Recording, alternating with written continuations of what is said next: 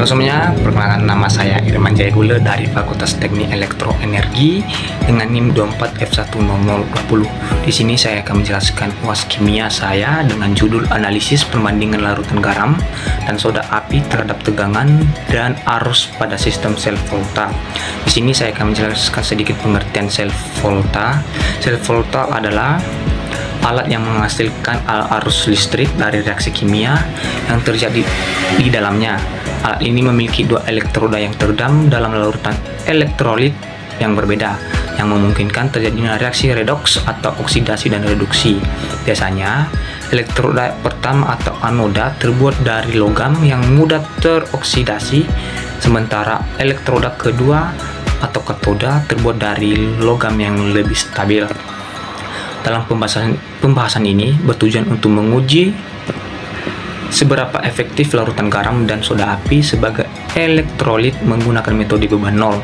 Dalam penelitian ini juga dua jenis larutan yaitu garam dan soda digunakan bersama tiga jenis elektroda yaitu paku, tembaga, dan aluminium. Kombinasi elektroda yang diuji adalah paku-paku, paku tembaga, dan paku aluminium.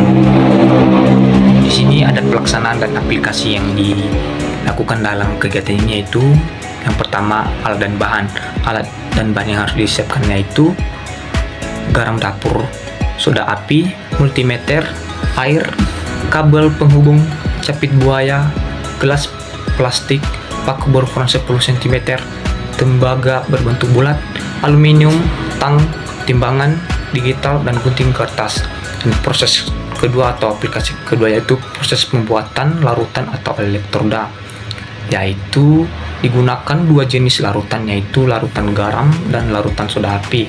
Langkah pertama yang dilakukan adalah menyiapkan semua alat dan bahan, kemudian garam dan soda api masing-masing ditimbang sebanyak 50 gram menggunakan timbangan digital. Setelah itu kedua bahan tersebut dicampurkan dengan 200 gram air di dalam gelas plastik yang terpisah. Selanjutnya tembaga dililitkan pada paku dan aluminium untuk digunakan sebagai elektroda. Dan proses ketiga itu proses pembuatan larutan dan elektroda. Dalam percobaan ini menggunakan larutan elektrolit dengan menggunakan konsentrasi rendah. Setiap larutan dibuat dengan komposisi yang sama, yaitu 50 gram bahan yang dilarutkan dalam 200 gram air, baik untuk larutan garam maupun larutan soda api. Untuk membuktikan adanya arus listrik yang mengalir, digunakan multimeter untuk mengukur seluruh arus dan tegangan. Elektron yang digunakan dalam percobaan ini adalah kombinasi paku-paku, paku tembaga, dan paku aluminium. Angka pertama yaitu salah satu ujung kabel penghubung disambungkan ke kutub positif dan ground pada multimeter digital. Ujung lainnya dihubungkan ke elektroda secara bergantian menggunakan capit buaya, dimulai dari paku-paku, paku tembaga, dan terakhir itu paku aluminium. Elektroda tersebut dicelupkan ke dalam larutan garam. Setelah itu multimeter digital diatur dengan memutar selektornya ke posisi 200 mA untuk mengukur arus dan 200 mV untuk mengukur tegangan. Di sini kita bisa melihat gambar proses pembuatan larutan garam dan larutan soda api elektro. Nah, di sini kita bisa melihat secara seksama di mana proses pelarutannya, yaitu yang pertama larutan garam yang disediakan, yang kedua larutan soda, 3 elektroda, kemudian adanya pencelupan elektroda ke dalam larutan, kemudian seluruh rangkaian disambungkan dari elektroda, dan kemudian adanya pengukuran arus dan tegangan.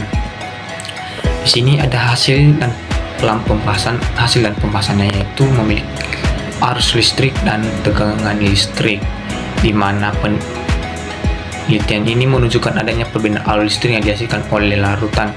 Kita akan melihatnya di dalam tabel pertama, yaitu di sini ada pengukuran arus pada larutan garam dan soda api, di mana elektro pertama itu paku dan paku, nilai garamnya yaitu 23,43 mA, sedangkan soda 21,87 mA. Elektroda kedua yaitu paku dan tembaga memiliki nilai garam 61,51 mA.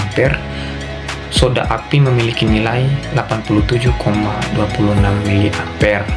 Elektroda ketiga adalah paku dan aluminium, di mana nilai garam yaitu 98,67 mA.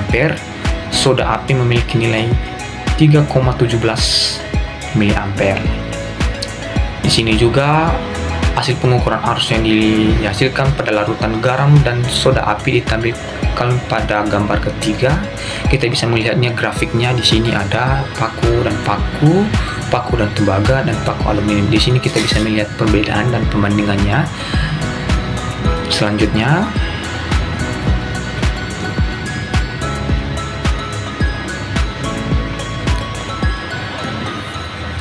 tegangan listrik, di mana hasil penelitian menunjukkan bahwa tegangan yang dihasilkan oleh dua jenis larutan, yaitu larutan garam dan soda api, menggunakan tiga jenis elektroda yang berbeda. Kita akan melihat pada tabel kedua. Di sini kita bisa melihatnya hasil pengukuran tegangan pada larutan garam dan soda api, di mana elektroda yaitu paku dan paku memiliki nilai garamnya yaitu 35,39 mV, sedangkan soda api memiliki nilai 61,53 volt. Sedangkan paku dan tembaga memiliki nilai garamnya yaitu 83,42 mV dan soda api memiliki nilai 161,55 mV. Paku dan aluminium memiliki nilai yang cukup tinggi yaitu 179,56 mV dan soda api memiliki nilai 5,25 mV. Di sini juga kita bisa melihat perbandingan tegangan pada nilai grafiknya, yaitu di sini kita bisa memperhatikannya perbandingan tegangan pada larutan garam dan soda api menggunakan elektroda.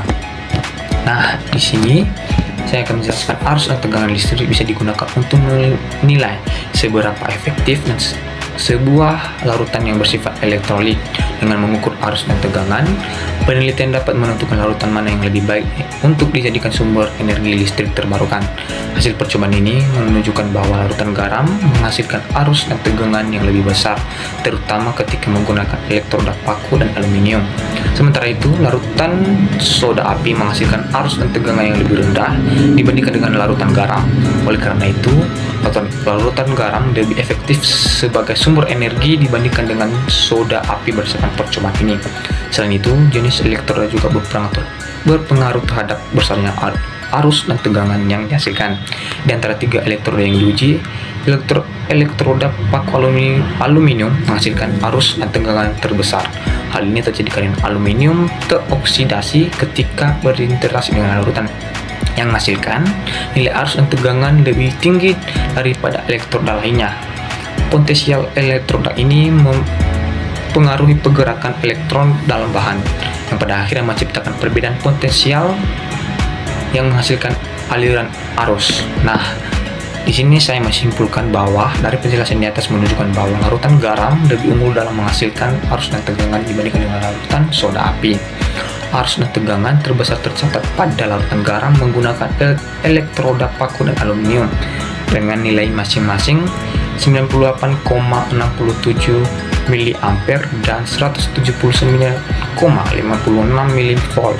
Sementara larutan soda api hanya menghasilkan 87,26 mA dan 55,25 mV.